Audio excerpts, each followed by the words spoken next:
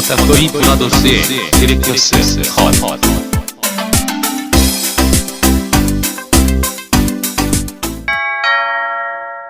경고. 스포일러가 싫으신 분들은 청취를 피해 주시거나 영화를 관람하신 뒤 들어주시길 바랍니다.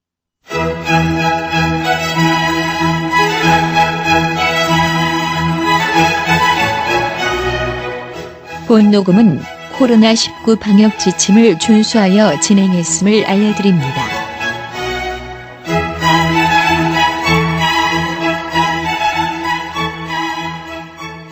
어느덧 바야흐로 오늘은 벌써 163회입니다. 뭐가 163회냐면 껐다꺼이 브라더스의 디렉터스 컷 163회 지금부터 시작하겠습니다. 소리 함성은 조금 떨어져야 돼. 예, 기본 대사는 재지지가 않는데 다 같이 하니까 힘을 합치니까 대단한 파괴력이 나오더라고요. 박수를 부렸죠. 피크가 뜨네요. 네. 예, 피크. 우리도 언제쯤 피크 쳐봐야 되는데 맨날 바닥만 바튼만 치고 있어요. 다들 치긴 치네요.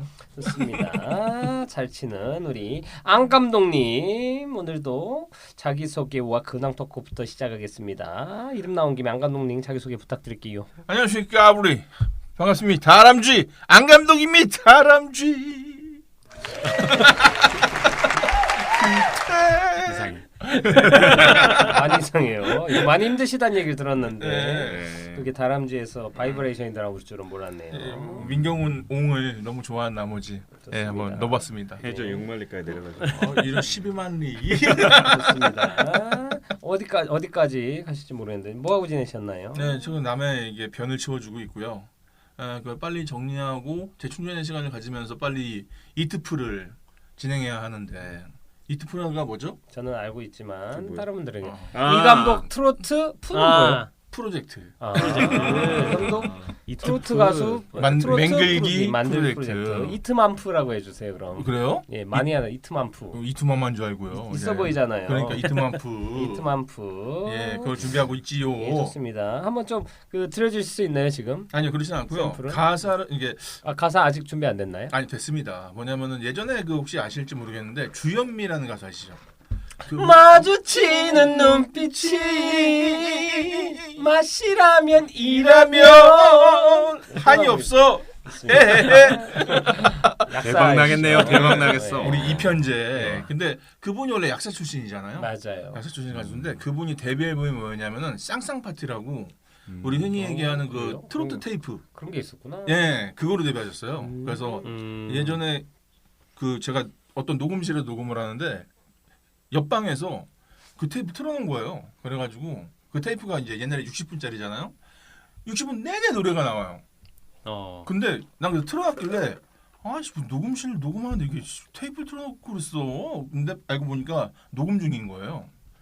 그러니까 목소리가 너무 AR처럼 너무 잘 불러서 또 하나가 보통 앨범을 녹음하면 한 곡씩 녹음하잖아요. 여기는 그냥 쭉 녹음해요. 그래서 가수가 70일까지 녹음을 하고 계속 이어가는 거예요. 그래서 그때 느낀 게 저 락 음악을 좋아하지 않습니까? 근데 락커들의 체력이 장난이 아니잖아요. 트로트 가수 될 게 아니다. 아무리 락커도 노래를 끊지 않고 1시간을 안 부르는데 이분들은 부르시더라고요. 그래서 그때 그 사운드가 좀 좋아가지고 지금 그 사운드로 만들어 볼지 아니면은 뭐 유행하는 트로트처럼 편곡에 대해서 고민을 해봤는데 일단 샘플은 쌍쌍 파티 비슷하게 만들었습니다라고. 그 뭐지 아무르 파티도 그렇고 네. 쌍쌍 파티 뭐 스펠링은 다르지만 네. 쌍쌍 파티도 그렇고 파티가 들어가면 잘 되는 것 같으니 우리도 제목에 파티를 넣을까요? 근데 얼마 전에 저쪽 파티가 망해가지고 무슨 얘기예요? 파티 아는데 자음 동화지요. 예. 자음동화요? 세종동 화내시겠네. 네 좋습니다. 그럼 파티를 한번 넣어보죠. 하여튼 제목은 아직 정해져 있지 않은 거다. 네, 하지만 얘기했군요. 상남자의 노래로 지금 준비하고 있습니다. 아 그래요? 네. 그러면 뭐 솔로 파티나 뭐 하여튼 뭐 파티 좀 어떻게 아니면 너무 뻔하게 상남자 파티로. 좋습니다. 나쁘지 않네요. 네, 뭐 의미가 있게 뭐가 중요하겠어요? 상의 탈의를 해야 되나요? 근데 사람들한테 좀 헷갈릴 수 있는데 우선 이 감독 트로트 가수 만들기 프로젝트 이트 가만프 이거는 하나씩 늘어요. 요거는 우선은 그 이 감독은 제가 그 이 감독이고요. 네. 제가 약간 우리가 이번에 뭐 공연도 했고 하면서 그 그 전체적인 큰 거는 그 저희 방송 안에 작은 프로젝트로 약간 놀면 재밌지라는 프로젝트로 해가지고 제가 트로트를 하는 겁니다. 또 나중에는 이게 확장돼서 뭐 해백님이 랩을 할 수도 있고 또 앙팡프레님이 샹송을 할 수도 있고 좋아. 네, 사람 이름 모르는 거니까 그래서 뭔가 저희들이 하나씩 좀 이미 프로젝트로 완전 전업은 아니고 그래서 이번에 이 감독을 트로트 가수로 만들어서 멜론 200위 차트 안에 들어가게 하는 놀라운 프로젝트를 저희 팟빵도 200위 안에 못 들어가는데 이걸 듣고 있는 사람 숫자를 아무리 더해도 불가능한 숫자지만 한번 해보겠다. 윤종신 씨도 낼 때마다 200위에 못 들어갈 때가 있는데. 아, 그래요? 좋습니다. 윤종신 이기기 프로젝트 한번 보기보다 건방지네요.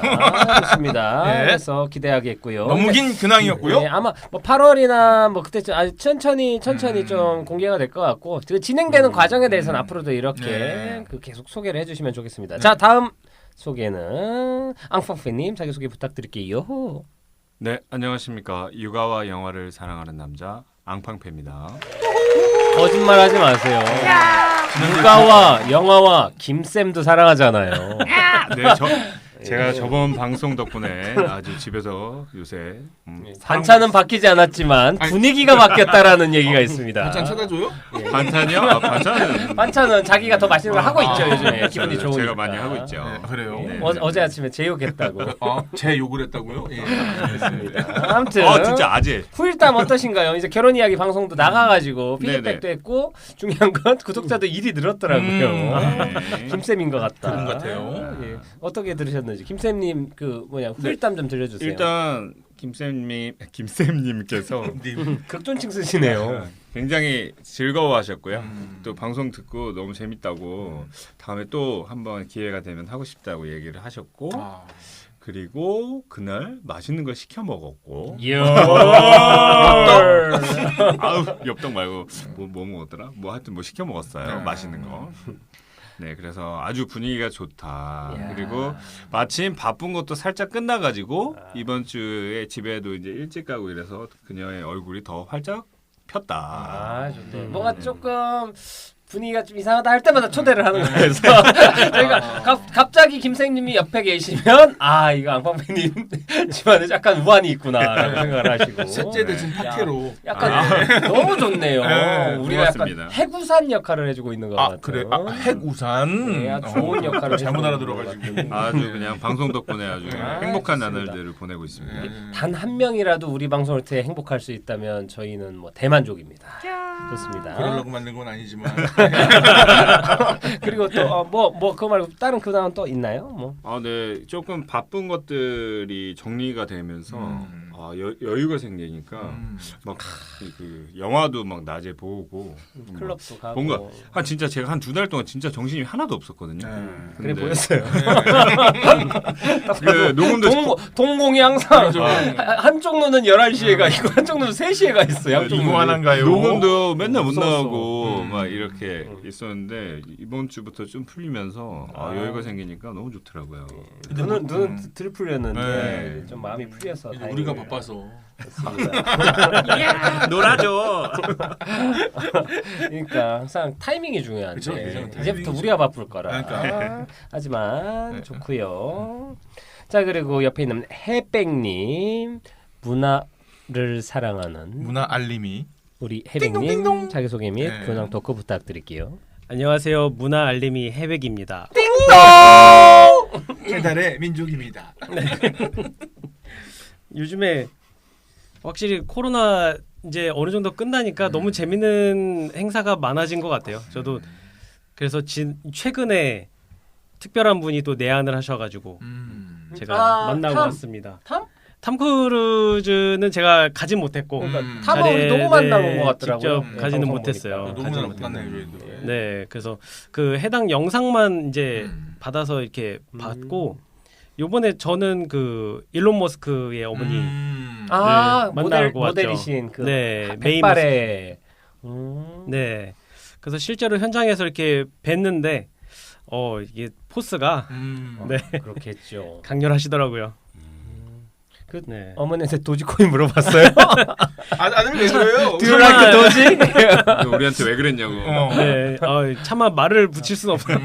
어디 모델로 오신 거죠? 어느 이번에는 모델이라기보다는 예. 그 계속 의류 사업을 진행을 하시는데 그걸 이제 디지털 의료화를 시키기 위해서 업체들하고 미팅도 많이 하고 있고 그곳에 이제 뭐 요즘에 웹 3.0이라는 단어를 많이 쓰잖아요.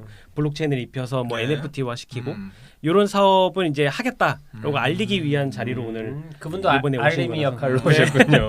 일론 머스크가 메탈기였네요. 네. 예. 그런 것 같아요. 아니, 그리고 제가 알기로는 한국에 온 김에 어떤 광고 촬영을 하는 걸로 저는 알고 있어요. 네, 그래서 이번에 그 의류도 존스인가요? 여성복 브랜드 존스 뭐 잘 착용했다 몰라요. 뭐 이걸로 뉴스도 많이 나오고 하더라고요. 네, 저도 잘 모르는 브랜드긴 한데 아무튼 네. 뭐 옛날에 샤론 일론- 스톤처럼 뭐 기름 일론 흘린 뭐- 게 아니고. 예? 뭐라고요? 샤론 스톤이 그 우리나라에서 기름 광고 찍었잖아요. 아 기억나요. 강한 걸로 넣어주세요 이걸로. 플스 원샷 뭐 그런 거였나? 아니 그 휘발유로 알고 있어요. 예. 그렇군요. 네. 아무튼 일론 머스크의 어머니를 만나고 네. 온 해병님이셨습니다. 그리고 저는 이름이 없는 감독, 이 방송의 숙주이자 호스트 이 감독입니다. 트로트 앨범 낼 거예요. 저는 뭐 잘 지내고 있고 그냥 영화계 관련해서 근황 하나 좀 소개를 시켜드리고 싶어요. 좋은 일이 있는데 많이 안 알려져가지고 그 누가 붙인 건지 모르겠지만 애니메이션 영화제에 칸이라고 불린다는 46회 안시 국제 애니메이션 영화제에서 그 테일이라는 애니메이션이 있었습니다. 작년에 개봉됐었고 전태일 열사 이야기였는데 이게 거기에서 수상을 했어요 이번에.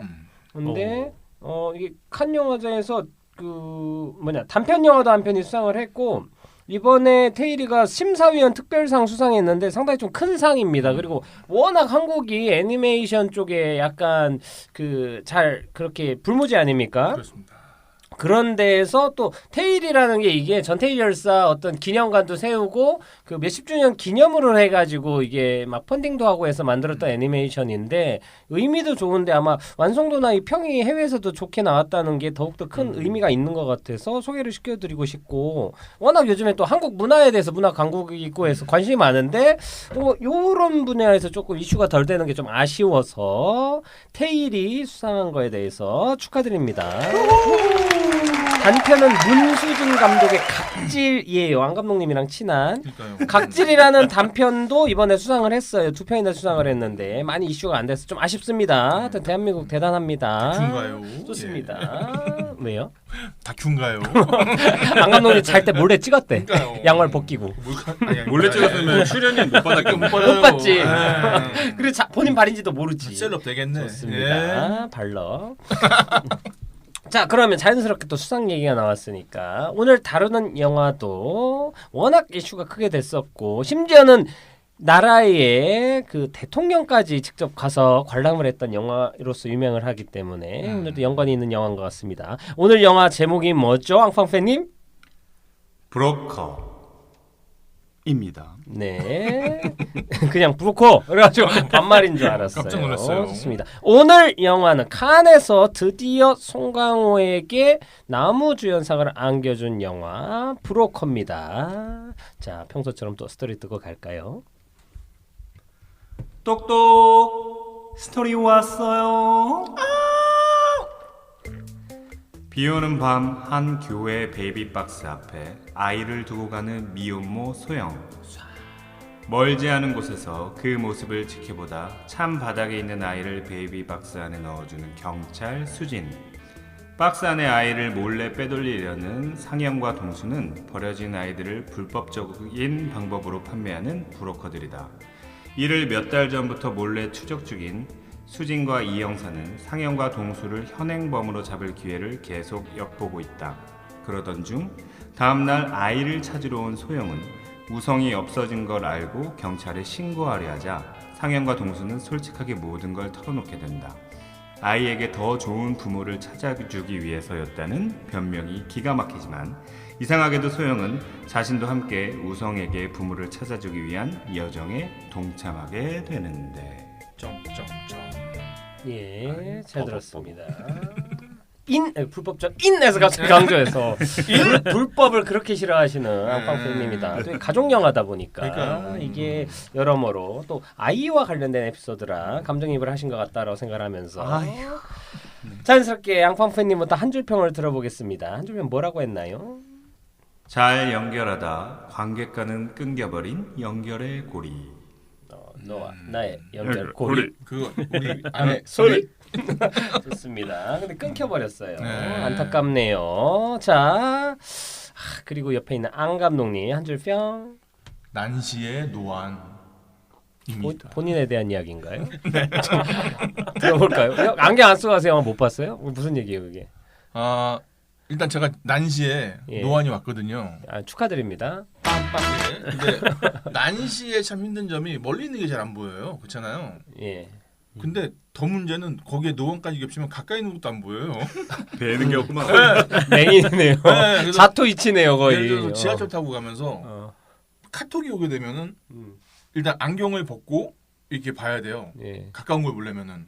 그러니까 뭐 작업을 하게 되거나 이런 경우에 그러니까 근데 또 안경 벗으면 멀리 있는 게 안 보이니까 썼다 벗었다 해야 되는데 다초점 렌즈가 아닌 거죠, 지금? 아니죠. 그래서 맞춘 게 다초점 렌즈인데 이마저도 렌즈가 다초점이니까 그러니까 예를 들면 깔봐야 돼요. 가까운 부분을 깔봐야 돼요. 여기에 돼 있고 평소처럼. 네, 사람은 막 깔보는 거죠. 하대하고. 그리고 멀리 보면 막 이렇게 봐야 되는데 예.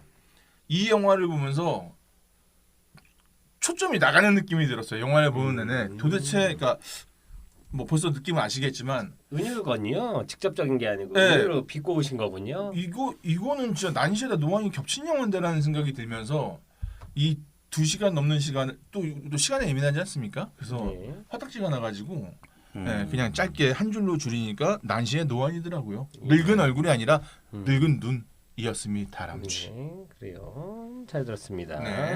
공장이만. 네, 그리고 우리 해백님 띵동. 절제된 감정이 준 무덤덤한 휴머니즘. 절제한 감정은 무덤덤한 무덤에다가 지금 파묻겠다라는 무덤덤한 휴머니즘. 묻어버리겠다, 정말. 알겠습니다. 뭐 그냥 직접적으로 어떤 구체적으로 어떤 의미로 이렇게 얘기를 했을까요? 네, 일단 영화를 보면서 이게 이제 휴머니즘을 아무래도 강조한 영화라 작품이라 그런지 뭐 감정적인 선 자체를 되게 좀 무덤덤하게, 그러니까 좀 절제해서 가져가는 부분들이 많더라고요. 근데 너무 그렇게 가져가다 보니까 내용 자체도 좀 무덤덤해져 버리고 이 영화를 보면서 뭔가 극적인 장면과 막 이런 게 좀 와닿아야 공감도 되고 할 텐데 그런 포인트들이 좀 적지 않았나. 네, 저는 좀 그렇게 영화를 네, 봤습니다. 영화 자체도 심심한데 연출도 심심했다라는 식으로 조금 극단적으로 생각했습니다. 저 같은 경우는 제 한 줄 평은 이겁니다. 대관람차가 돌고 돈다. 영화도 돌고 돌고 돈다. 겉돈다. 입니다.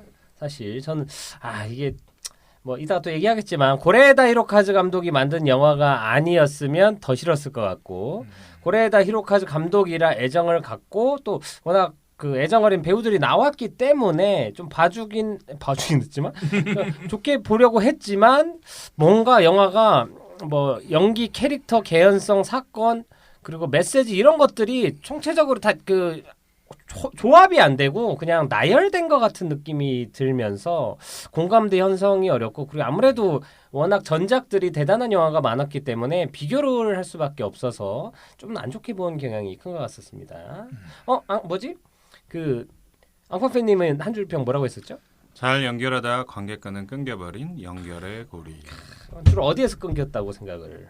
저는 사실 거기 나오는 인물들에 대해서는 흥미롭게 봤는데 그리고 전혀 다른 사연들을 가지고 있는 인물들이 마치 한 가족처럼 대한가족처럼 모여드는 그런 고리까지는 뭐 전사나 이런 것들은 어느 정도 이해하면서 재밌게 잘 따라갔는데 왜 내가 잠들었는지는 또 정신이 잃었나요? 정신을 잠깐 잃었습니다. 정확히 어디 부분에서 졸았어요?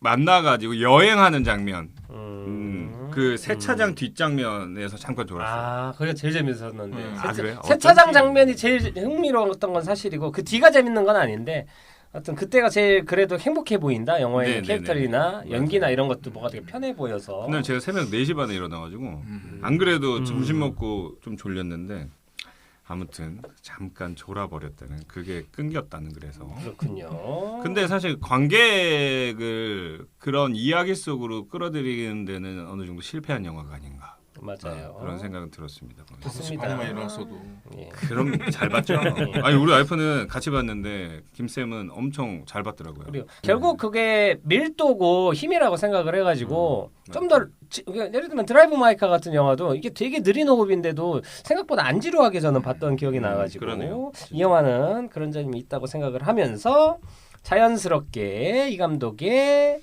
전설의 교양으로 들어가겠습니다. 나이 전설의 교양.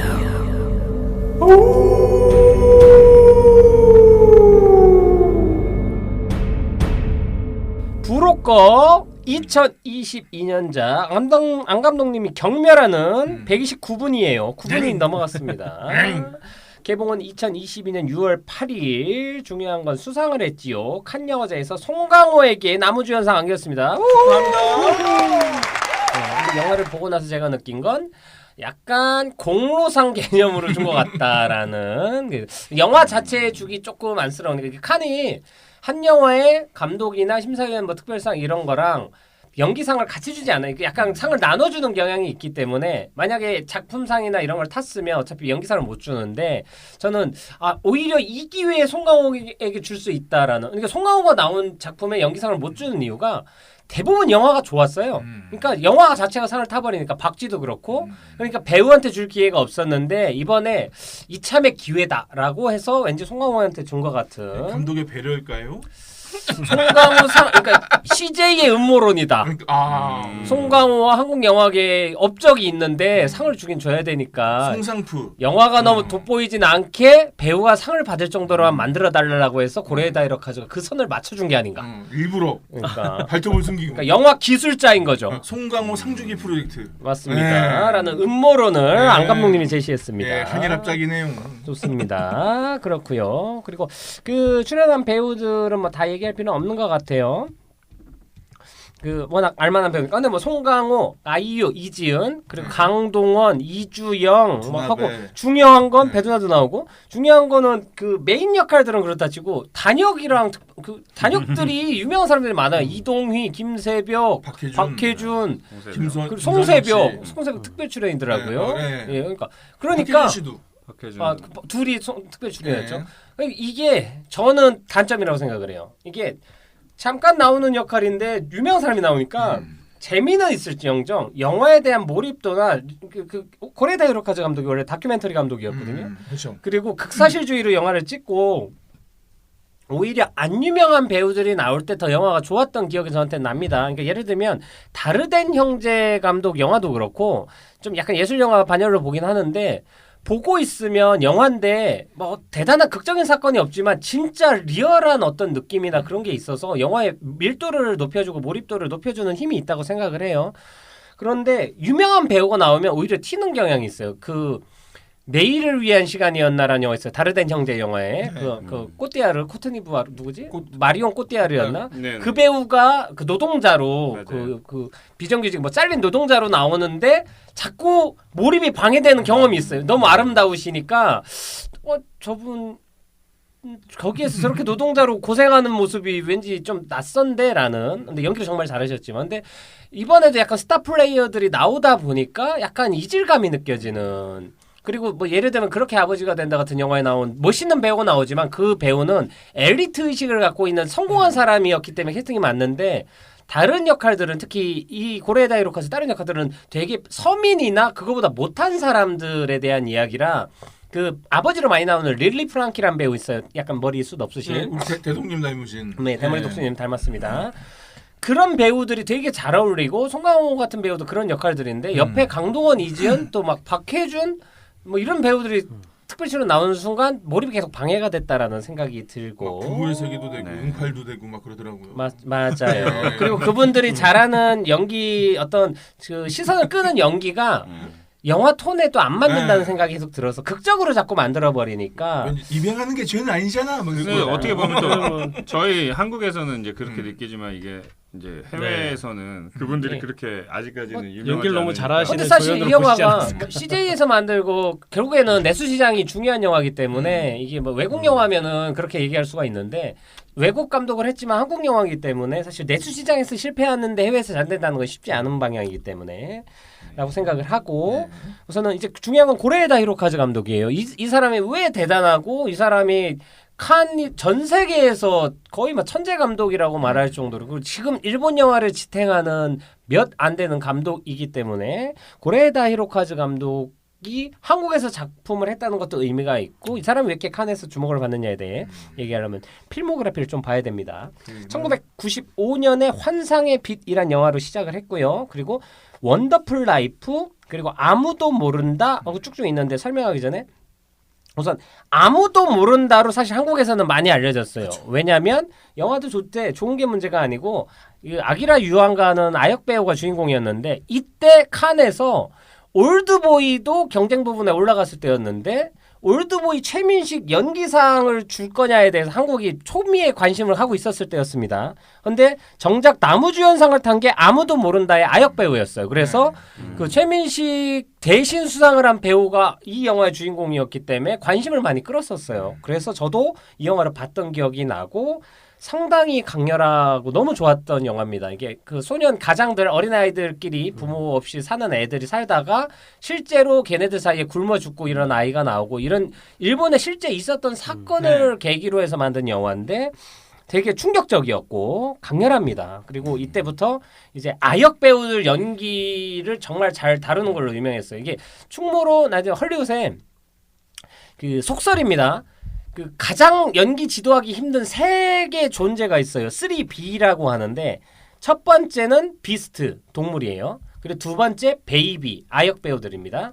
그리고 세 번째는 말은 안 하겠습니다. 요즘 시대를 안 어울려가지고. 그런데 이 두 개 중에 둘 다 연기 지도하기가 힘든데 특히 그 중에 두 번째인 베이비 아역 연기를 너무 잘 다룬다고 해가지고 이 다음 영화들도 그렇고 그 부분에 되게 특화됐다고 해서 고레에다 히로카즈에 대해서 칭송을 많이 하고 조금 다른 얘기를 하면 한국의 윤가은 감독이 우리 집으로 아이들 연기를 너무 잘해서 별명이 한국의 고레에다 히로카즈였던 적이 있습니다. 거꾸로 얘기했네요. 일본의 윤가은인가. 아, 그럴 수는 없어요. 쏘리. 절대 불가능합니다. 라고 얘기를 하고 다음 영화는 또 하나라는 영화 있었고 걸어도라는 영화 있습니다.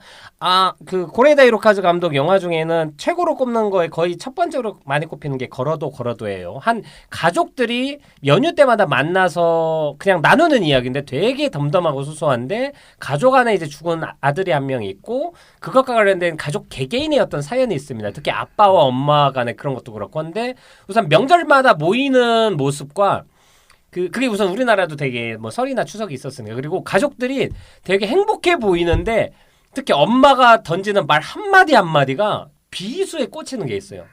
와 이런 것들이 그리고 평생을 담아둔 어떤 이런 것들이 영화가 되게 잔잔한 가족 영화처럼 보이면서도 이 가족 안에 보여있는 얽혀있는 어떤 관계를 너무 섬세하게 표현을 했고 거기서 또 키키키린이라는 이제 지금은 돌아가신 여자 배우분이 있습니다. 일본 고레에다 히로카즈 영화에 계속 나왔던 여자 배우분이신데 그분의 연기가 특히 너무 강렬하고 인상적이고 너무 좋은 영화라서 걸어도 그리고 아베 히로시라는 페르소나 배우도 나왔고 그리고 지금까지 잠깐 얘기했지만 고레에다 히로카즈는 그 홀수 번째 영화는 대박이고 그리고 반대군요. 짝수 번째 영화는 대박이고 홀수 번째 영화는 별로라는 어떤 징크스 같은 게 있었어요.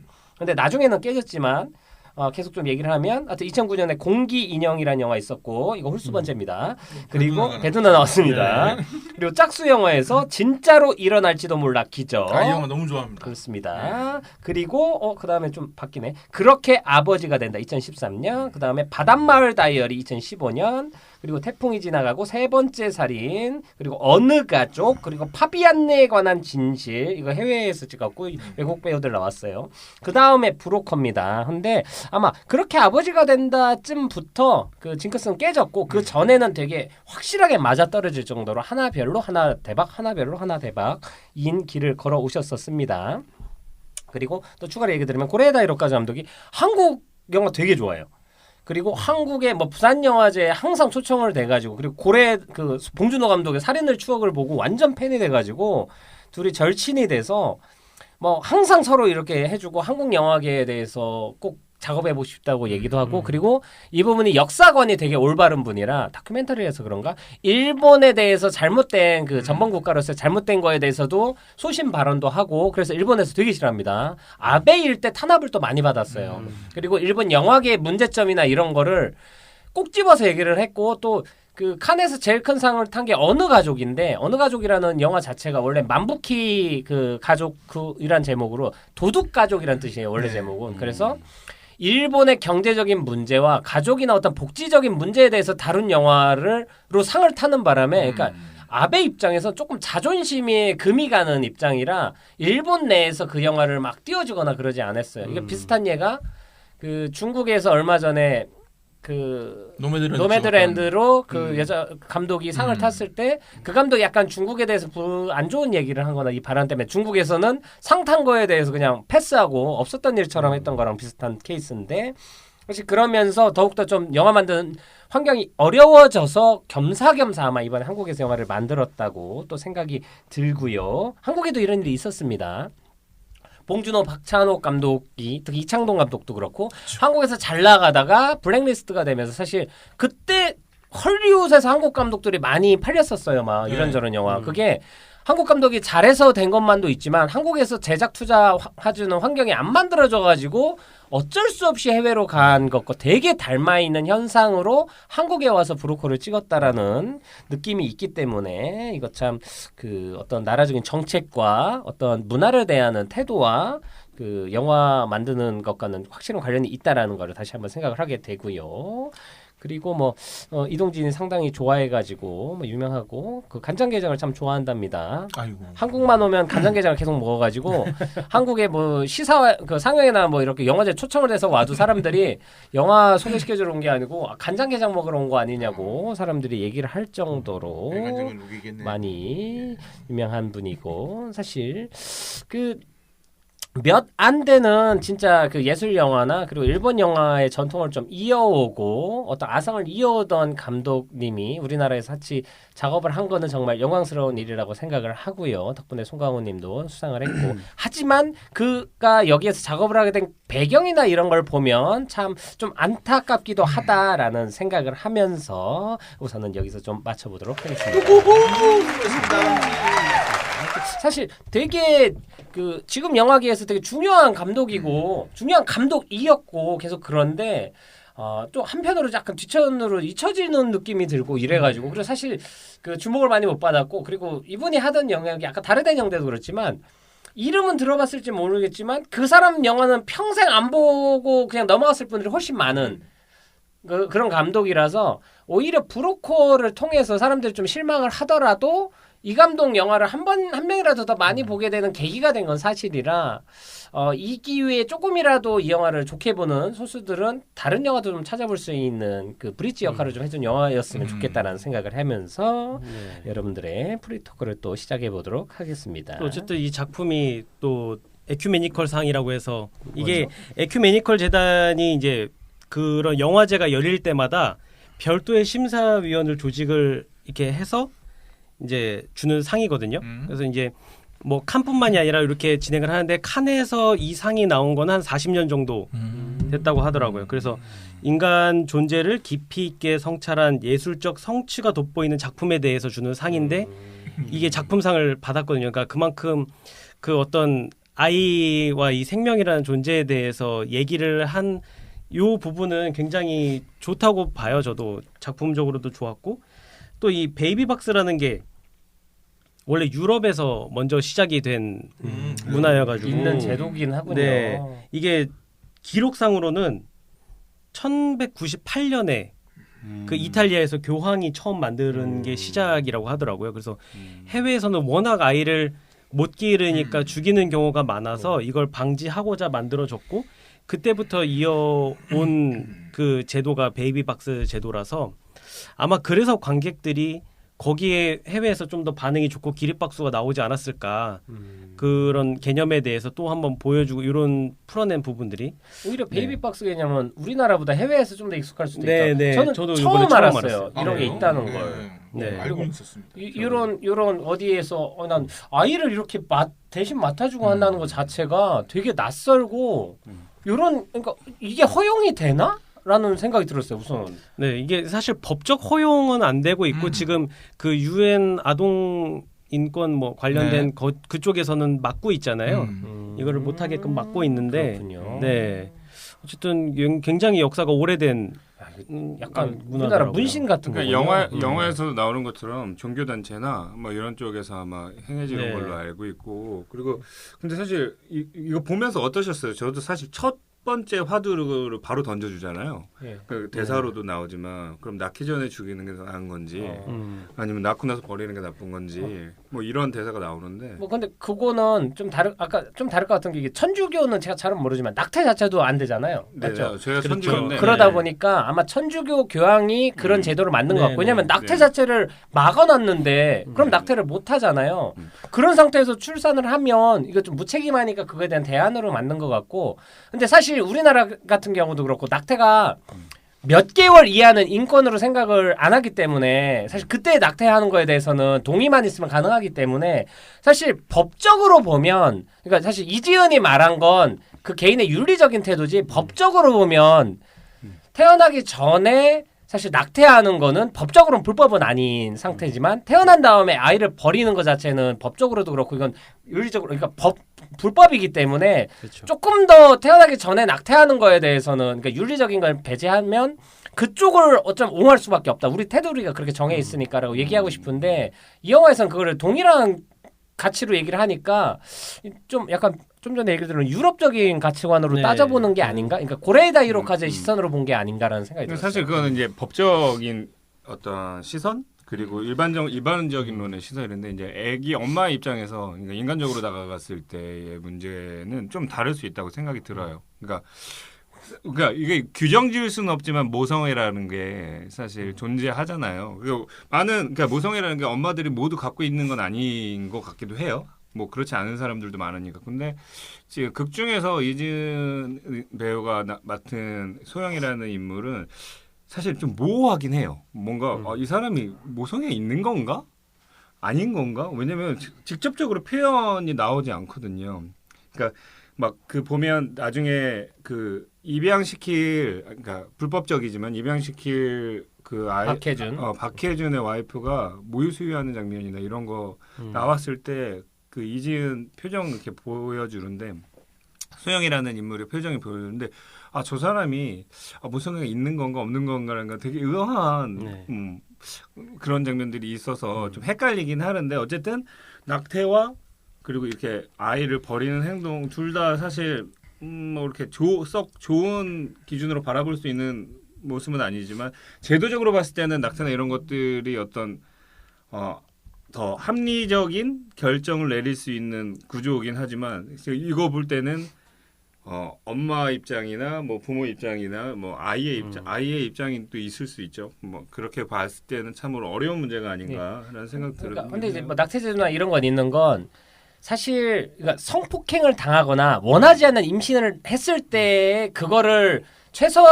최소한의 우리들이 할 수 있는 테두리 안에서 해결하기 위해서 그런 제도를 만들었다고 생각을 하고 사실 진짜 원하지 않는 애를 가졌는데 이제 이 아이를 낙태를 하는 거에 대해서는 이제 법적으로 허용을 해주는 거는 최소한의 어떤 가이드라인으로 생각을 하는데 그 애를 낳아서 키우고 싶다라고 하는 의지가 또 있는 사람이 있을 거 아니에요. 그쵸. 이제 그렇게 되면은 좀 더 이게 복잡한 문제가 되고 진짜 그때는 모성이나 어떤 생명윤리에 대한 이야기가 될 것 같은데 사실 이 영화는 저는 좀 왜곡된 게 사실 제목을 바꾸면 그렇게 어머니가 된다라고 할 수 있는 영화예요. 솔직히 말하면 이 영화의 메시지는 모성이 뭔지 존재를 잘 몰랐던 친구가 모성을 인지하고 깨닫게 되는 약간 성장하는 걸로 영화가 그러니까 외관은 만들어져 있는 것 같은데 앙팡팡님이 말한 것처럼 사실 초반에 이 캐릭터를 모르겠어 나는. 저도. 사실 이건 연출과 연기 지도나 이런 거에 저는 문제라고 생각을 해요. 초반에 정말 싸가지가 없고 무책임한 엄마라는 이미지가 만들어져야 되는데 저는 이게 아이유에 대한 우리 이미지일 수도 있고 그 사실 이 영화는 다 이미지 캐스팅입니다. 나의 아저씨의 아이유가 되게 어려운 가정에 해야 되고 막 그 빛에 시달리고 이런 어떤 이미지를 갖고 왔는데 거기엔 동정심을 유발하고 감정이입을 자꾸 하게 되는 캐릭터인데 저는 약간 이건 방해가 된다 생각을 하고 뭐 송강호 캐릭터도 기생충에 있는 아버지랑 거의 똑같아요. 무책임한 것 같고 막 그러면서 나중에도 자기가 뭔가를 덤태기 쓰고 이렇게 가는 모습이나 이런 것들이 전의 이미지를 갖고 왔는데 전 아이유가 어떤 기성키 이미지나 이런 게 계속 방해가 된다고 생각이 됐어요. 초반엔 강동원하고 티격태격도 그렇고 모든 게 사실 모성이 없는 쪽으로 최적화돼 있는 이미지를 보여줬어야 나중에 성장이나 변화하는 게 보여지는데 사실 초반에 잘 근데 설득력이 전 안 생긴다고 그럼에도 생각했어요. 좀 애매한 건 스토리 자체가 다음 날 아이를 다시 찾으러 오잖아요. 그게 그죠? 근데 사실 특별한 이유가 있어서 찾으러 온 건 아니거든요. 그러니까 스토리 자체가 그러니까 캐릭터는 그런데 얘가 찾아온 이유는 모성애밖에는 설명이 안 되긴 해요. 사실은. 그거는 제가 보기엔 되게 본능적인 어떤 모성인 것 같고 그러니까. 이거의 정체를 자기도 모르는 거죠. 그랬다가 그 정체가 뭔지를 깨닫는 과정이 이 영화의 그러니까 내용이라고 저는 생각을 하는 거고. 얘기처럼 또 한편으로는 첫 장면에서 아이를 바닥에 내려놓거든요. 근데 그 장면도 이해가 안 가는 장면 그거는 사실 하나예요. 정말 이해한 거예요. 네. 근데 사실은 그거를 예? 나도 이해가 정말 아니 근데 그거를 유추해봤어요. 그냥 내 입장에서 생각해봤는데 물론 아이유는 그러니까 소영 이름이 세 가지야. 소영이유. 소영이는 소영 지은 그냥 그랬던 것 같아요. 그냥 소영이요. 극적으로 영화상에서 감독이 이 사람은 엄마로서의 준비가 안 돼 있는 사람 혹시 보여주고 싶었지 않았나. 그리고 그거를 수진이라는 경찰이 베이박스에 넣어주잖아요. 그래서 사실 수진이에 대한 전사도 거의 안 나오는데 그냥 유추해 보면 수진이도 뭔가 강동원과 비슷한 점수가 있겠다는 그러니까 생각이 들긴 하죠. 예, 어렴풋이. 뭔가 아이에 관한 그러니까 그게 뭐 임신이나 이런 게 아니더라도 자기 과거일 수도 있고 자기가 그런 확률이 높은 것 같아요. 뭔가 말은 안 그게 하지만. 있는 것 같아요. 그래서 그런 연결이 있으려고 그렇게 찍은 것 같긴 하긴 해요. 근데 이게 메시지로는 다 이해가 되니까 그 법이라는 거에 대해서 여기 태도는 자기들은 정의롭고 처음에 배두나 캐릭터처럼 휴머니즘도 있고 이렇다고 생각했는데 알고 봤더니 자기들은 누구보다도 브로커가 아이들을 파는 현장을 급습하기 위해 이걸 수단으로만 보고 있었다를 깨닫고 진짜 휴머니즘을 인정하고 애까지 키우는 캐릭터라는 게 이게 텍스트로 쓰면 이해는 되는데 이 영화에서는 이걸 설득을 못 시켜. 맞아요. 그러니까 겉도는 거예요. 메시지와 인물들이. 사실 인물들이 전체적으로 그래요. 왜냐면 사실 현실적으로 볼 때 인물들 다 범죄자인데 극 중에서 보여지는 모습들은 한없이 휴머니즘적이고 착하거든요. 느낌들이. 그러니까 이게 계속 뭔가 충돌을 하니까 사실 프랑스에서도 그 칸에서도 칭찬보다 욕을 들은 어떤 메시지는 뭐냐면 소재 자체가 이런 위험하고 이런 소재를 다루는 태도나 이런 거에 대해서 되게 부정적으로 봤어요. 하고 이게 뭐냐면 저는 솔직히 한마디로 얘기하면 송강호와 강동원을 이 영화는 옹호하고 인간적으로 바라보잖아요. 근데 그냥 다 배우들 이런 거 빼고 메시지 그 영화만 보면 그 사람 돈 받고 애들 판 사람이에요. 그치. 맞잖아요.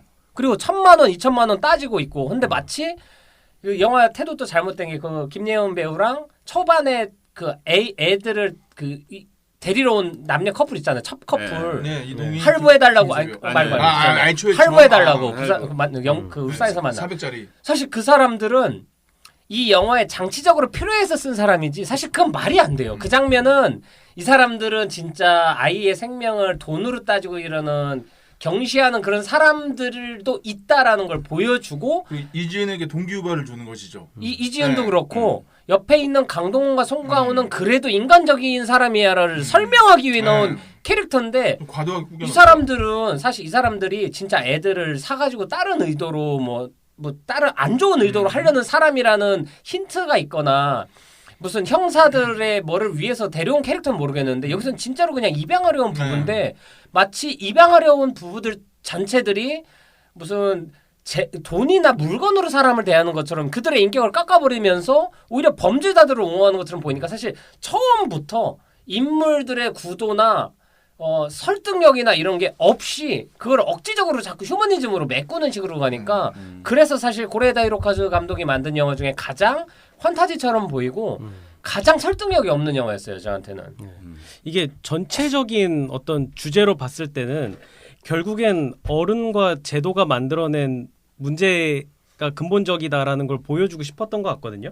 이게 뭘 대입을 해도 딱 답이 안 나와요. 그러니까 이게 다 이해는 돼요. 뭐 그 보육원에서 자라서 결국엔 우리나라 입양 제도상 출생 신고가 되지 않으면 입양 자체가 진행이 안 되거든요. 그래서 그 법상 그게 안 되니까 애를 보육원에다가 그냥 되는데 그 또 유기된 아이들 같은 경우엔 그 부모가 양육권 포기를 알 수가 없대요.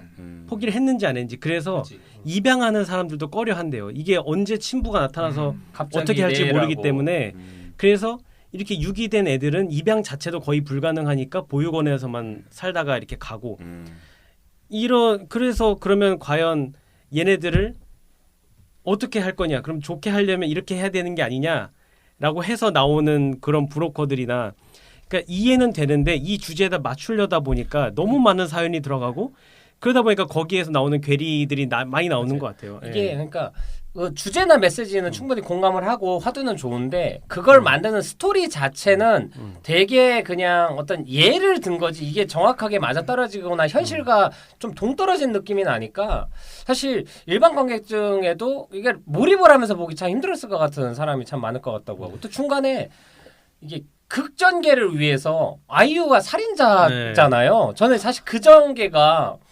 초반에 갑자기 백현진 씨 나와가지고 막 살인하면서 이렇게 살인 현장 보고하는 것들이 들어가면서 영화는 사실 흥미로워지긴 해요. 근데 그 대상이 아이유가 되는 순간 모성 이런 걸 떠나서 근데 심지어 그것도 넌 살인자의 아들로 남게 되는 게 싫어서 아이를 버렸던 거자라는 대사를 강동원이 하는 순간 진짜 이거는 어떤 설득력이나 이런 건 모두 잊어버리는 그러니까 그냥 인간 자체에 대한 휴머니즘이나 이런 걸 빼면 말이 안 돼요. 살인을 한 사람인데 그 사람을 옹호해 준다는 것도 그렇고 그리고 그 살인 동기도 자기 아이를 데려가려고 하고 이 애를 뭐 없애버려야 된다 뭐 이런 얘기를 했다는 이유로 죽였다라는 거는 뭐 모성의 강함이나 이런 걸 설명하는 걸지 모르겠지만 아이유의 전사도 잘 좀 별로고 그러니까 그 친구가 그냥 힘들게 살아왔고 성매매도 했고 고생했다는 건 알겠어. 근데 왜 고생을 했으며 그럼에도 어떤 식으로 열심히 살아가려고 애였는지 하나도 나는 모르겠으니까 마지막에 심지어는 석유 기름 넣는 거 하나만 보여주면서 그럼 얘가 재활을 한 건가요? 아니 만나러도 안 갔어요. 그러니까 만나러 갔죠. 마지막에 공원 열어놓고 끝나죠. 근데 그러니까 열어놓고 끝나는데 희망적으로 그게, 영화는 기대는 하게 만들어 주니까인데 네. 그러니까 가석방 되고 나서 만나러 가지도 않았고 저는 이 영화에서 가장 헷갈렸던 게 그러니까 가장 궁극적인 거니까 고레다 히로카즈 감독이 그러니까 무슨 얘기를 하고 싶어 하는 거지 도대체 정확히 그게 너무 궁금했어요. 왜냐면 그러니까 이 양반이 만든 영화를 보면 되게 가족을 다루거든요. 근데 여기서도 사실 가족을 다루고 있어요. 그러니까 대한가족의 개념이죠. 어떻게 만들어진 대한가족. 맞아요. 근데 저는 그거 보면서 가성비라는 생각이 떠올랐거든요. 뭐냐면은 가성비는 그 가격에 비해서 괜찮은 제품이지 값싸고 좋은 제품이 아니에요. 근데 여기서 보면은 일반적인 가정은 약간 결함이 있어 보이게 만들고 대한 가정은 조금 그래도 그 대안이 될 것처럼 얘기를 하지만 그 안에 너무 오류가 많은 거예요. 네. 그러니까 여기서 보면서 저는 느꼈던 게 일단은 억지로 인원을 다 맞췄어요. 그러니까 예를 들어서 그 우성이라는 아이의 시점으로 본다면은 아빠랑 엄마가 될 만한 사람이 있고 친척이 될 만한 형이 하나 있고 조부모가 될 만한 송강호가 있어요. 근데 이 구성은 그 차 같아요. 망가진 차처럼 고장난 차처럼 불안불안한 거예요. 그러니까 아까 낙타 얘기했을 때나 그 생각이 뭐냐면은 그러면 고장난 차라도 있는 게 좋은가 아니면 차가 없는 게 좋은가 생각했을 때 이 영화에서는 고장난 차로 아슬아슬하게 현상을 보여주는데 그걸 보면서도 근데 뭐? 어떡하라는 거지? 그러니까 이게 좋다는 거야 저게 좋다는 거야 이런 게 있는데 고레다 히로카즈 감독 같은 경우는 그래도 좀 명확하게 하나는 있다는 생각을 하는 게 뭐냐면은 원래 작품에서 관객은 대부분 뭘 하나 놔주면은 가져가요. 알아서 가져가요. 자기가 해석해서 가져가고 뭘 하든 가져가요. 근데 고레다 히로카즈 감독은 그래도 난 이거였어라고 하나를 제공을 해주는데 이번 영화에서 그게 하나도 안 보이는 거예요. 그러니까 그래요? 저는 그랬어요. 네. 그래서 강동원이 넌 살인자의 아이로 만들지 않기 위해서 그 아이 놓고 갔잖아. 오케이 놓고 간 이유 설명됐어요. 근데 아이유가 도로 데려오는 이유 난 모르겠어요. 그리고 또 하나가 재밌는 게 여기서 나오는 일반적인 가정은 가정이 안 보이고 인물들만 보여요. 근데 이 대한 가정은 가족으로서 그러니까 우리 가족을 식구라고 하잖아요. 식구가 뭐냐면 밥을 같이 먹는 사람이라는 뜻이래요.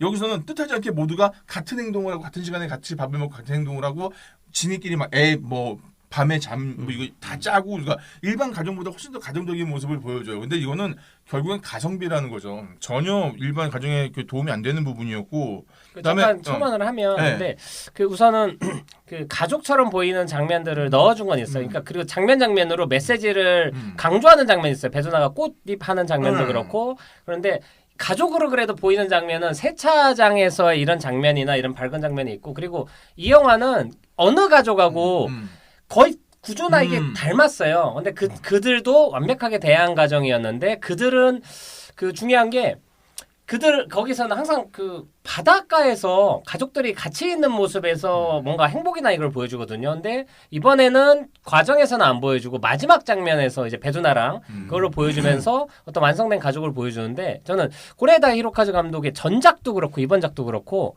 보면 그 어느 가족은 제일 중요한 건 이들이 가짜 가족인 건 아는데 같이 있을 때 행복한 모습들이 설득력이 있기 때문에 이들이 계속 유지되길 바라는 힘이 있어요. 그럼에도 불구하고 이들이 구성된 과정이나 이게 잘못됐기 때문에 한번 털고 마지막에 가족이 유지가 되든 안 되든 어떤 의미 있는 존재로 남는 시기였는데 이번에는 사실 그 과정에서 이들이 진짜 가족처럼 보이는 거에 대해서 설득력이 없어서 저는 가장 아쉽고 중요한 게 그냥 이들이 이대로 행복하게 살면 안 된다라는 강박이 있어. 왜냐? 죄인들이니까. 고레에다 히로코즈는. 그래서 사실 그 고장난 봉고차처럼 이들이 보이는 게 의도한 것도 맞다고 생각을 하고 중요한 건 각자 감옥도 갔다 오고 자기 죄를 산 다음에는 오히려 그러니까 고장난 봉고차지만 한번 수리를 맡기고 와서 이제는 자격이 된 상태로 영화가 마무리가 됐다고 생각을 해요. 근데 저는 너무 그 과정 중에 이들이 잘못한 걸 털고 가는 과정도 좀 억지스럽고 저는 이게 턴다고 털릴 수 있는 죄인가라는 생각이 드는 거예요. 이들의 그 근본적인 애들을 팔고 그러는 거에 대해서 수위나 이게 그냥 좀도둑하고는 수위가 좀 달라서 인신매매예요. 그래서 사실 이런 거에 대해서 설득이 참 어렵다는 거 좀 첨언을 드리고 싶다라고.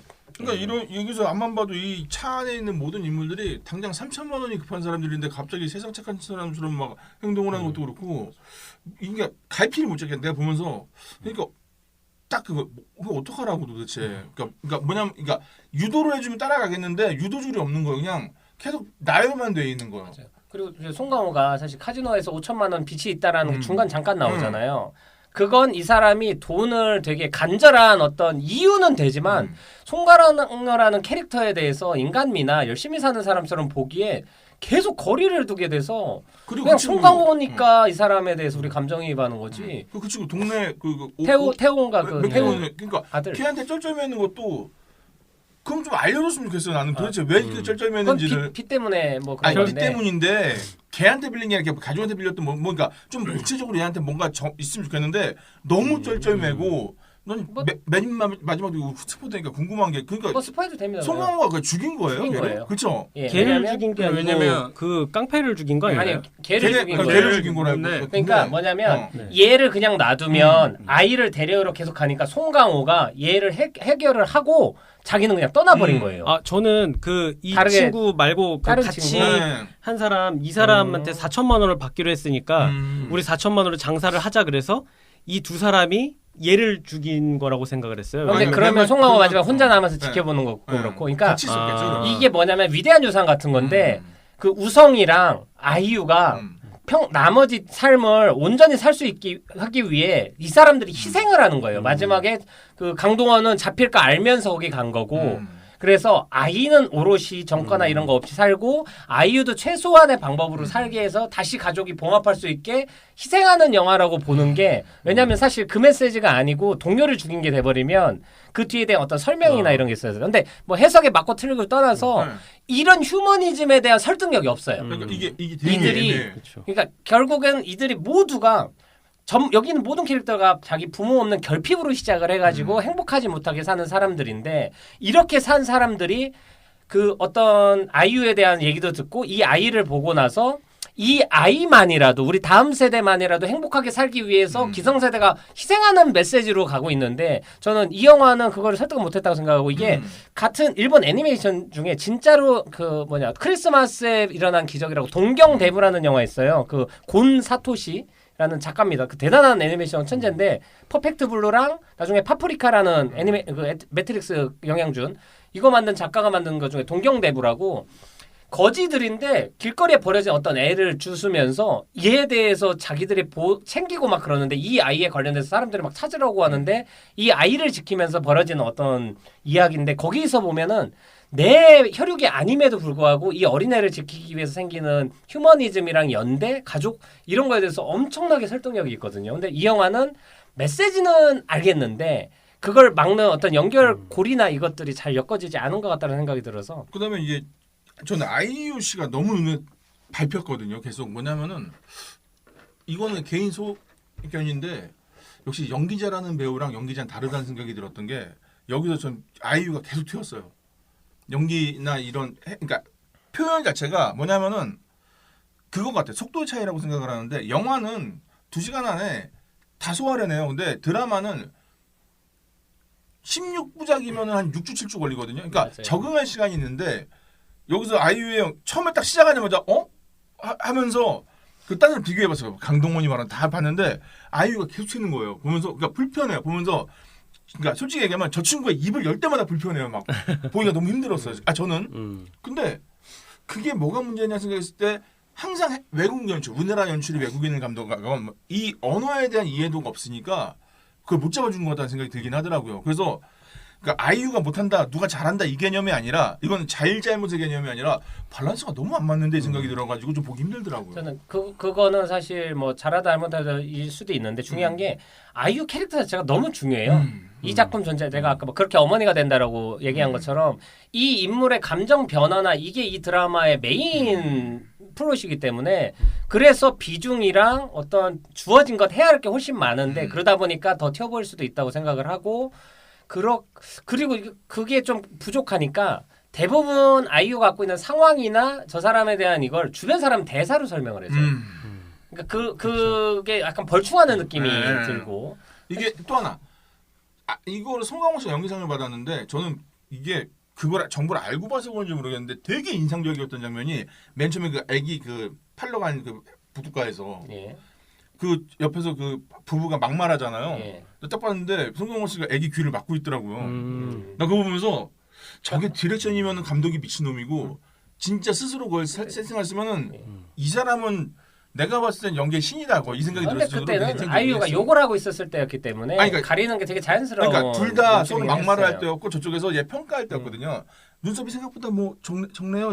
이제 이걸 딱 보면서 그게 일단 너무 되게 인상적이었어요. 그러니까 그러니까 오히려 더 지켜보게 되는 거예요. 솔직히 사실 뭐 전체적인 스토리에서는 허점이 많은데 뭐 그런 거 같은 경우는 왜냐하면 송강호도 사실 자식에 대한 결핍이 있잖아요. 맞아요. 나중에 나오지만 그게 아마 계기로 살인까지 저지른 이유가 될 수도 있는 것 같고 그죠. 아이를 지키다 자기 우성이를 딸을 못 지키기 위해. 지켰었으니까. 그러니까 인물이 그런 성격을 가지는 거는 그냥 보였을 땐 이해는 돼요. 근데 상황하고 잘 안 맞아 맞아요. 떨어지는 게 좀 그러니까 아쉬운 저는 거지. 송강호니까 그 개연성을 본인이 배우가 만드는 거예요. 만든 거 사실 같아. 그 강동원이랑 이지은이 얘기했을 때 옆에서도 송강호가 중심을 딱 잡아주고 있으니까 어떤 안정감이 계속 생기는 것들은 이 영화의 중추는 확실히 송강호예요. 근데 실젠 그런 역할이 아니야. 그럼에도 불구하고 사실 그리고 그 고레다 이 히로카즈 영화의 해설집. 고레다 히로카즈로 보면 그 릴리 프랑키 그러니까 사실 일본어로 배경을 바꿔도 돼요. 큰 문제가 없어요. 뭐 오사카로 바꾸면 되고 부산을. 근데 릴리 프랑키가 그냥 송강호 역할을 해도 똑같이 돼요. 근데 이제 다른 배우들도 그 고레다 히로카즈에서는 사실 그 어느 가족에선 안도 사쿠라라는 여자 배우가 연기를 너무 잘했잖아요. 그 엄마 역할이. 그리고 그 엄마도 아기를 못 갖는 결핍이나 이런 것들을 다 보여주고 워낙 훌륭한 배우기도 한데 그런 케미가 있었는데 이번에는 송강호가 그런 것들을 전체적인 흐름이나 이런 것들을 안정감을 주고 그리고 약간 숨을 튀게 해줘요. 송강호랑 그 애기 축구하는 네. 애기 정도 나왔을 때 그리고 맞아요. 심지어 송강호 씨의 실제 아들이 축구 선수지 축구하죠. 않습니까? 네, 맞습니다. 이게 약간 실제 그 인물들의 전사나 이런 거를 좀 갖고 와서 연출하려고 했던 건 아닌가라는 생각도 들고 맞아요. 또 혜진이 혜진이 실제 이름도 그래요? 아니 그 극중 인물의 바다로 혜진이. 나간다고 예. 혜진이 우리 유혜진 씨가 해백이가 있고요. 우리. 근데 거기서도 좀 덜컥 걸리는 거예요. 뭐냐면 이 애가 그 차에 숨어 들어갔다. 오케이, 그것까지 인정. 근데 얘를 돌려보내야 되는데 데리고. 비밀을 다 알고 있으니까 못 보내 이러잖아요. 근데 저는 제가 생각할 때는 그걸로 도로 데려간다고 저 사람들이 얘 말을 믿을까? 두 번째, 강동원처럼 저쪽에서도 그 입양 소위 팔려나가는 걸 못해서 안 달라는 애들도 있는데 저쪽에서 송세벽 씨가 그걸 이해 안 해줄까? 근데 얘를 억지로 데려가는 그림이 된다고 생각을 하니까 근데 그걸 왜 데려가지 생각하다 태어나줘서 고마워 신하려고 데려간 거구나. 아니, 그것도 그런데 어. 그 장면에서는 그 장면도 텍스트로는 이 아이도 간절한데 못 가는 나이인 걸 아니까 얘를 그럼 우리가 데리고 키우자라는 어떤 여러 약간 그 어떤 책임감이 있어서 데려갔다라는 거에서 텍스트로는 다 나와 있어요. 그러니까 좀 그거를 근데 영화는 보는 거니까 좀 이게 좀 더 좀 이게 아싸 대놓고 사실 우리 그냥 그랬어요 한마디로 하니까. 설명하면 돼요. 그거 다 했으면 3시간 됐어요. 아 이거 미안합니다.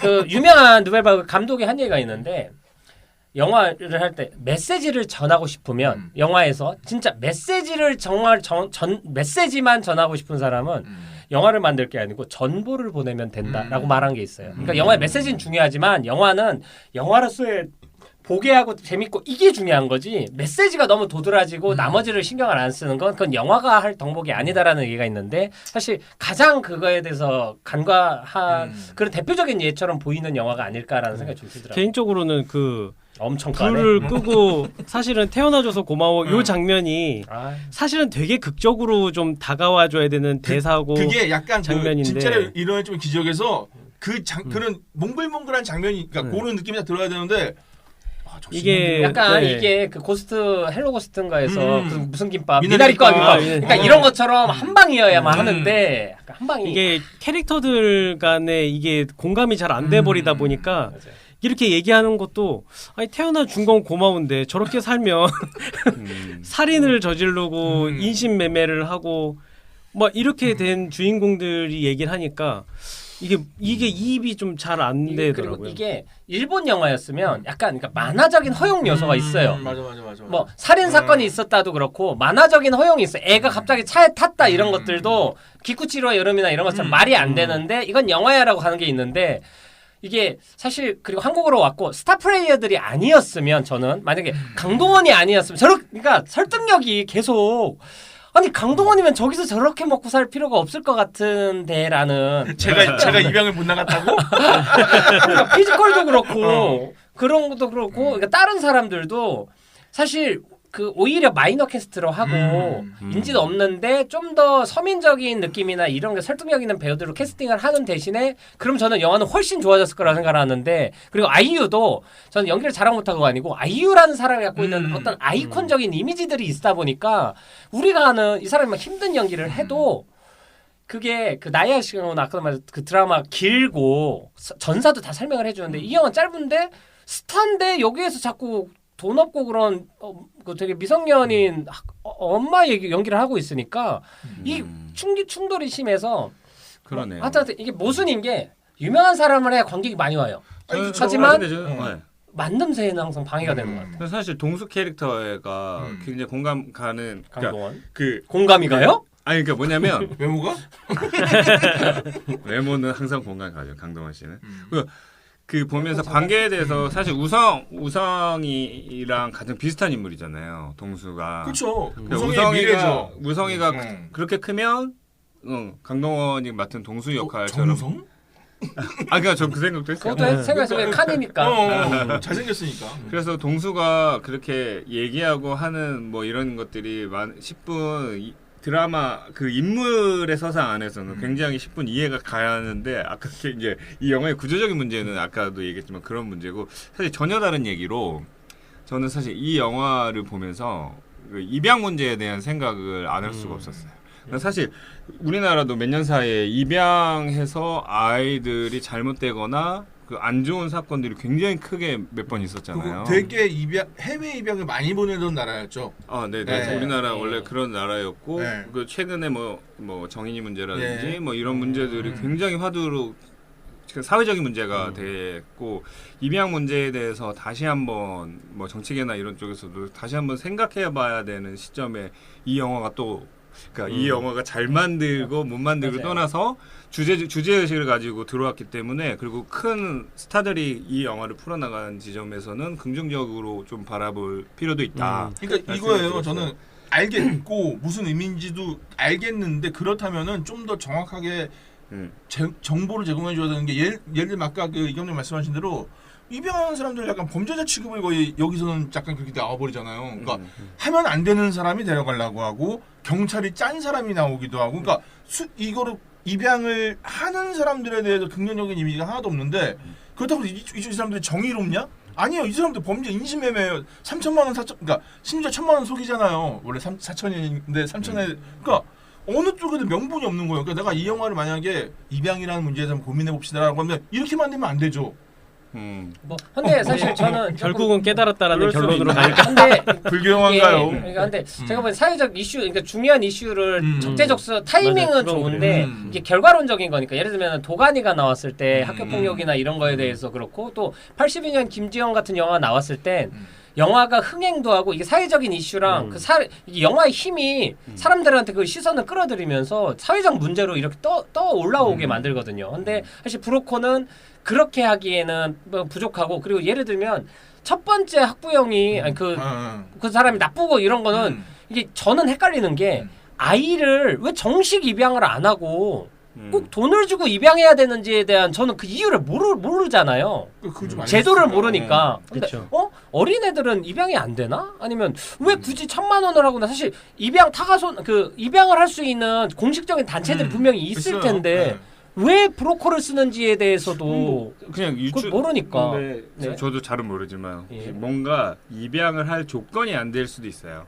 그 부부가 뭔가 그냥 공식적인 루트를 통해서 입양을 할 수 있는 조건이 아마 생각보다 굉장히 까다로울 거 근데 아니에요. 이제 그 우리가 모르는 거니까 우리가 네, 유출을 그렇죠. 하는 거는 사실 그 위험한 거고 이 영화에서는 사실 그 정도에 대한 이해도는 설명을 해줘야 이들이 왜 그냥 그 천주교에 맡겨놓는 게 아니고 아이들이 직접 하는 거에 대해서도 조금 정당성이나 설득력도 좀 더 생겼을 것 같고 그런데 그거에 대해서 그냥 얘기를 안 하니까 처음에는 그냥 브로커고 애들을 데려오는 사람도 나쁜 사람 같은데 박해준이 나오니까 좀 헷갈리는 거예요. 그렇죠. 저렇게 착하고 저런 사람들도 굳이 입양을 저렇게 돈을 주고 애를 뭐 딸을 사산해서 데려온다고 하는데 아이를 잃은 상실감과 다른 어린아이들 또 입양하는 거 그리고 그걸 불법으로 하는 거는 간극이 있어요. 분명히. 그거를 그냥 모성으로 건너뛴다라는 건 무책임하다고 생각을 하고 영화가 여기서 그러니까 제도를 설명을 해줬어야 돼. 캐스팅이 중요한 게 박해준 씨가 나오니까 전 사등을 받지 않습니까? 아. 새끼 뭐 팔아넘기려고 하는 거 아니야? 근데 새끼? 박해준 씨 약간 악역이 잘 어울려서 그러니까 연기를 너무 잘하잖아. 저 거기서. 와이프도 같지 않아 저거? 엄마는 오지 말아주세요, 그러니까 이거. 약간 그 누구죠? 그 노인 위한 나라 없다. 하비에르 바르뎀? 그러니까 그 마더 보면 왠지 그 사람 나쁜 사람 같잖아요. 그러니까 느낌이 불안한데? 근데 이동이 나오니까 뭐야 응팔이야 뭐야 이렇게 되고 이동희 씨랑 김새벽 씨. 또 새벽이 둘 나오잖아요. 송새벽, 김새벽. 김새벽. 그 다음에 거기서 연기를 못하는 연기를 또 해야 되니까 그거 진짜 힘든 연기인데 와. 잘하는 배우한테 연기 못하게 하라고 하니까. 그리고 그러니까 무슨 화두로 던지는 것도 배두나가 그 얘기하잖아요. 왜 딸은 200이 싸? 이 얘기를 하잖아요. 그거 뭐냐면 그러니까 좀 명확하게 좀 야, 우리 솔직히 이 얘기해요. 이랬으면 좋겠는데 그 툭툭 던지면서 근데 맞춰봐도 아니야. 그냥 툭툭 던져. 그러니까 영화가 내가 이 얘기를 2시간 듣고 앉아 있어야 돼? 이 생각밖에 안 드는 사실 거야. 그게 그 장면은 결혼 이야기에서 로라더니 왜 여자들은 네. 완벽한데 이랑 비슷한 어떤 그건데 근데 저는 우선 궁금한 건 내가 브로킹 그걸 해본 적이 없으니까 진짜로 200이 싼지도 궁금하고 싸다면 어떤 선입견이나 이유 때문에 싼 건지를 난 모르겠는 거야. 그러니까. 요즘에는 딸들도 좋아하고 그러는데 나는 이게 메시지를 위해서 어거지로 넣은 것 같기도 하고 막. 근데 우리가 모르잖아요. 그러니까 조금만 더 예를 들어 성공받아서 그것은 말이죠. 뭐 이럴 수 없지만 그러니까 아까 얘기했지만 강동원과 아이유가 얘기하는데 뭐지? 그러면 송강호가 한번 툭 하면 정리해주고 뭐 이렇게 뭐가 되는데 나머지는 하나도 안 돼. 그러니까 예를 들면 그것도 웃겼어요. 그 장면도 바닷가에서 강동원이 술 한잔 마시면서 자기 후배랑 차는 거. 근데 잘 차던데. 잘 차는데 엔지다 싶을 정도로 잘 차던데. 강동원이 CG 아니야? 아니야. 강동원 실제로 축구도 잘해요. 근데 딴 게 아니라 그럼 그 병을 맞히는 것도 뭔가 난 좀 알려줬으면, 그러니까 왜 쟤는 못 맞추고 얘는 맞히는지, 그럼 얘네는 둘이 왜 하고 있는지 뭔가, 그러니까 조금만 더 설명해주면은 조금 늦추겠는데 3% TV 얘기하더라고요. 3%가 뭐예요? 극식이. 그리고 뭐 그 얘기도 그런 건 좋았어요.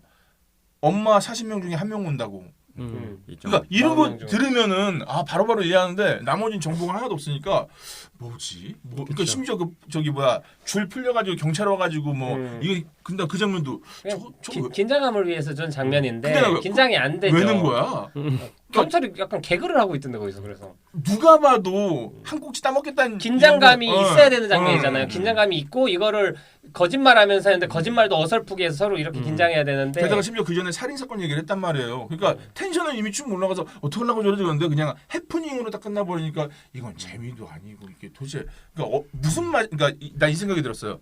애기들 분유먹이면은 물 온도를 한 40에서 50도 정도로 맞추잖아요. 안 뜨겁게. 40도 정도. 그러니까 이 영화가 체온에 비해서 높은 영화인데 뜨겁지도 차갑지도 않은 영화인 거야. 이 영화가 그러니까 여기서 보면 애 키우는 거 되게 서툴잖아 전체적으로. 마치 이 감독도 이번에는 좀 서툴러지신 게 아닌가? 왜 이도저도 아니게 하셨지? 이게 좀 아쉽더라고요. 안 감독이 처음에 얘기했던 것처럼 이 언어가 통하지 않는 배우들과의 작업이 좀 맹점이 될 수도 있고 그거는 무조건이고 그 스토리 라인의 전체적인 오류는 감독을 한번 만나봐야 될 것 같습니다. 그거 핑계로. 근데 이게 결과적으로는 제가 볼 땐 또 우리가 공교롭게 전에 결혼 이야기를 했잖아요. 이 영화에서도 강동원이랑 아이유가 격하게 싸우는 씬이 한 씬이 있어요. 근데 컷이 엄청 많이 잘리고 대사만 주고받는 사실 그 결혼 이야기에 둘이 싸우는 씬이랑 되게 비슷한 구조와 대립인데 서로를 비난하고 그런데 그거에 엄청 비교가 되고 확실한 게 그러니까 제가 보기엔 결혼 이야기가 아까 제가 말했던 우려가 들어간 거예요. 그 전에 말했지만 어떤 구조나 이런 이야기의 스케일이 엄청 큰 게 아닌데 완전 스타 플레이어가 여기에 나와서 연기를 함으로써 사실 그 일반 그냥 이혼 그 영국 연출이랑 배우로 설정을 했지만 그래도 평범한 어떤 사람들의 벌어지는 에피소드인데 셀럽이 나와버리면 튈 수 있는데 사실 그 두 배우는 완벽하게 설득력이 가잖아요. 부부싸움 할 때 보면 그냥 우리잖아요. 스타워즈와 마블이 싸우고 있으니까 그냥 막 싸우는데 엄청 진짜 같고 튀는 게 전혀 없잖아요.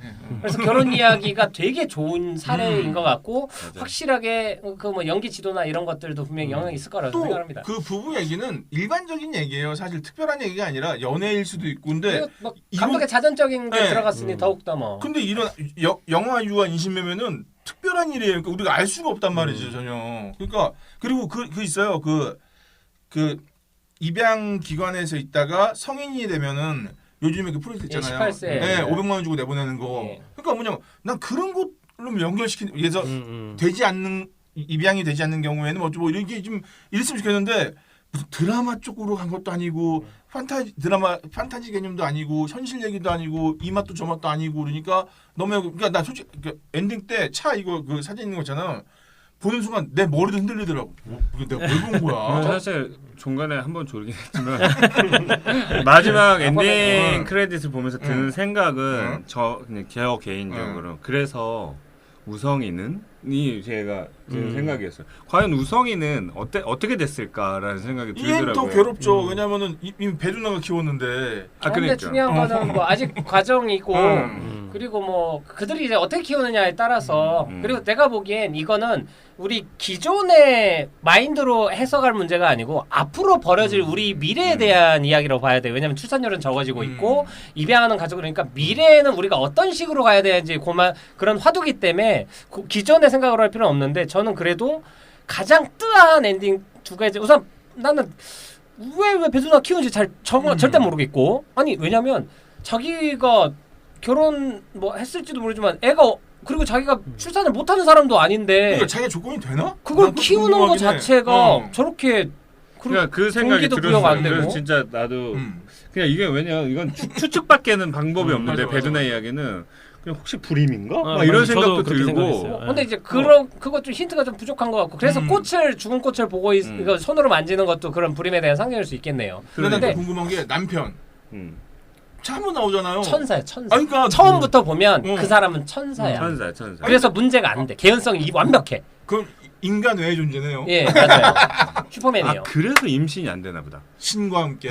아, 그렇군요. 그리고 저는 사실 그거보다 더 뜨거운 건 박해준 씨.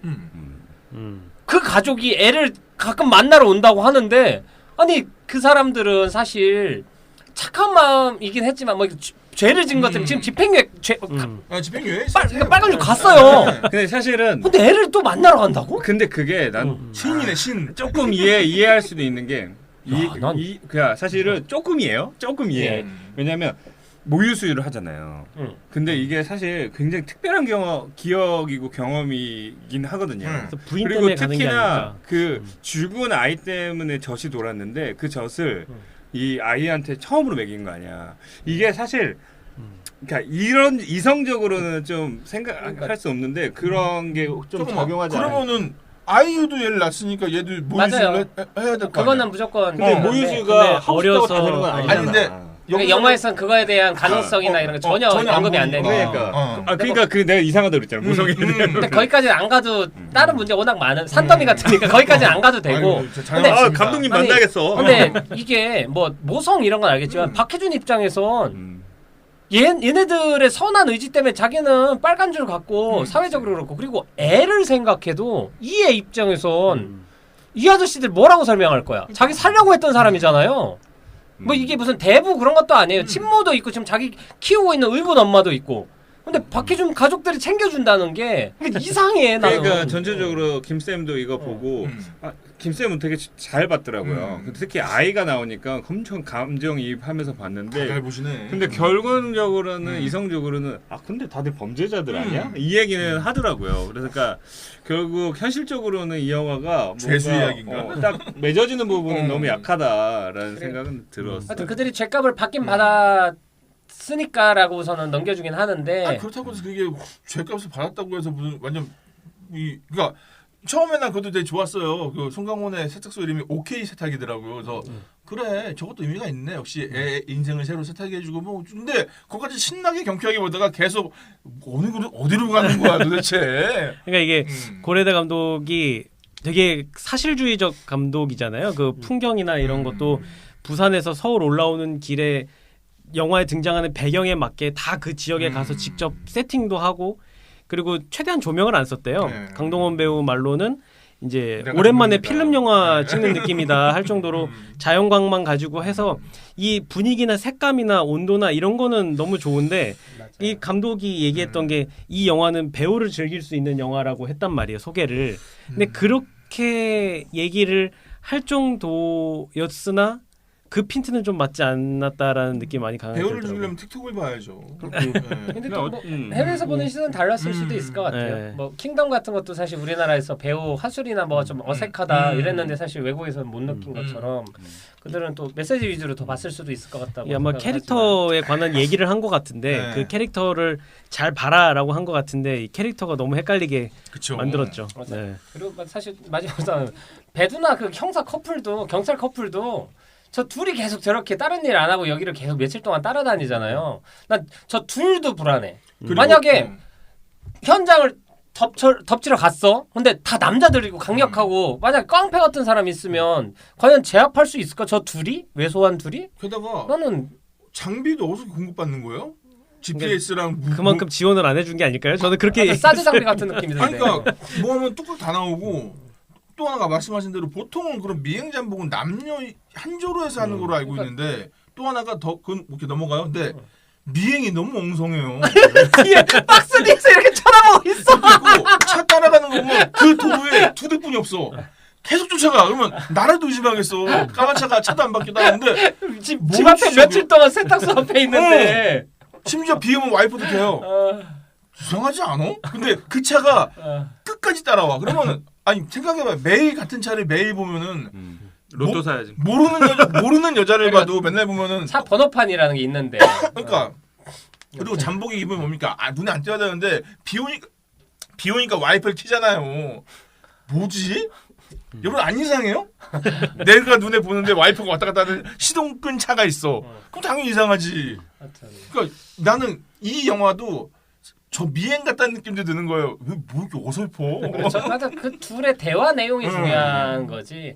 그리고 하여튼 약간 인물들이 장치적으로 쓰인 것 같다라는 생각이 좀 듭니다. 사실 그 유태용 아니 그 태용가 걔도 옆집 아들도 그냥 목소리니까 기절하고 아니 아무리 걔를 그 죽일 필요가 있었나라는 생각이 들 정도로 만약 아무리 죽였다면. 그래도 누가 피 묻은 옷을 당당하게 맡기러 옵니까? 근데 그거는 약간 협박이지 않았어요? 협박이기도 동갑부라고 한데 협박하려고 이게 온 것 같은데. 상징이 사실 세탁소, 세차장 그리고 피 묻은 옷을 빤다. 이게 사실 지울 수 없는 흔적이나 어떤 상처 아픔 것들을 갖고 그거를 치우고 깨끗하게 한 다음에 사람들이 다시 만나는 이야기 때문에 그 상징인 건 알겠는데 사실 피 묻은 옷은 이거는 지울 수 없는데 할 때까지 해본다고 하면 결국 이제 송강호 자신에 대한 이야기예요. 그렇죠. 마지막에 범죄를 저지른 거면 얘는 용서가 안 되기 때문에 가족에서는 우선은 배제가 된 거고. 근데 그 선을 넘지 않은 사람들에 대해서는 세차나 이런 것처럼 그러니까 상징도 알겠어요. 근데 그게 정말 보면서 은연중으로 느껴지는 거냐?